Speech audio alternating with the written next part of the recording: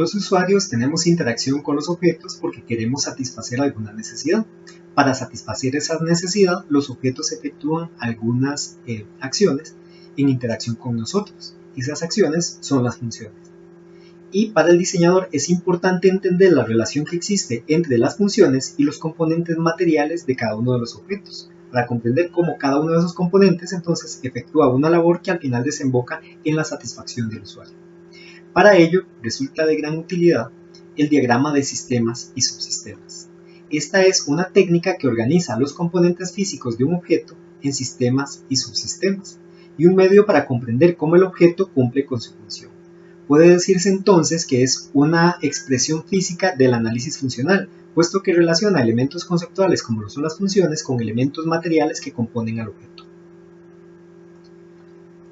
¿Cuándo se usa?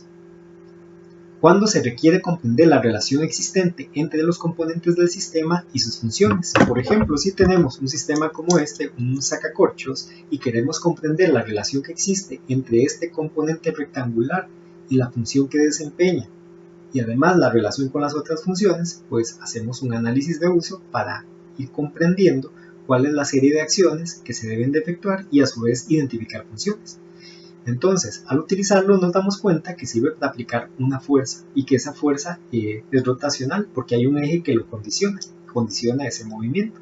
Esa fuerza rotacional viaja por el eje hasta el punto de inserción en el corcho y de hecho esa fuerza rotacional es lo que permite la inserción de este elemento dentro del corcho. Ahí podemos ver entonces para qué sirve este elemento, cuál es la relación con su función respectiva y su relación además con otras de las funciones que tiene el sacacorchos. También es útil al necesitar comprender cómo los componentes cumplen con su función y si se necesita aclarar las agrupaciones de componentes que permiten cumplir con una o con varias funciones. ¿Cómo se hace? Identificando las funciones presentes en el objeto que se está analizando. Luego definiendo cuáles componentes resuelven cada una de las funciones, para sintetizar luego la información en un diagrama. Vamos a ver el paso a paso a través del uso de una plantilla. Para iniciar se debe aclarar cuál es la necesidad que el objeto satisface. Luego se procede a realizar un brainstorming para determinar las funciones del objeto, las que hemos identificado. Si existe antes hecho un análisis de funciones o un árbol de funciones, va a ser un insumo perfecto para realizar el diagrama de sistemas y subsistemas. Posteriormente se agrupan las funciones que tienen un objetivo común.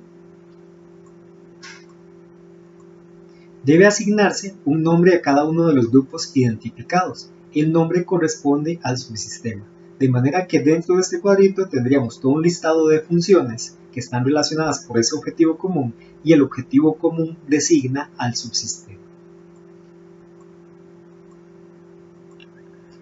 Se deben identificar luego los componentes que se relacionan con las funciones que integran el subsistema. Entonces, para cada una de las funciones identificadas se va a relacionar con el componente que le da cumplimiento a esa función. Dentro de cada una de estas casillas o cuadritos se tendría entonces el nombre del subsistema y los componentes de ese subsistema.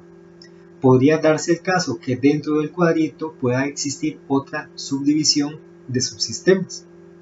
Eso es perfectamente natural y posible. ¿Qué quiere decir esto? Que el nombre del cuadro completo, que aquí está titulado nombre del subsistema, sería un subsistema primario que se compone de subsistemas secundarios. Luego se crea un diagrama que relaciona de manera jerárquica cada uno de los sistemas, subsistemas y componentes.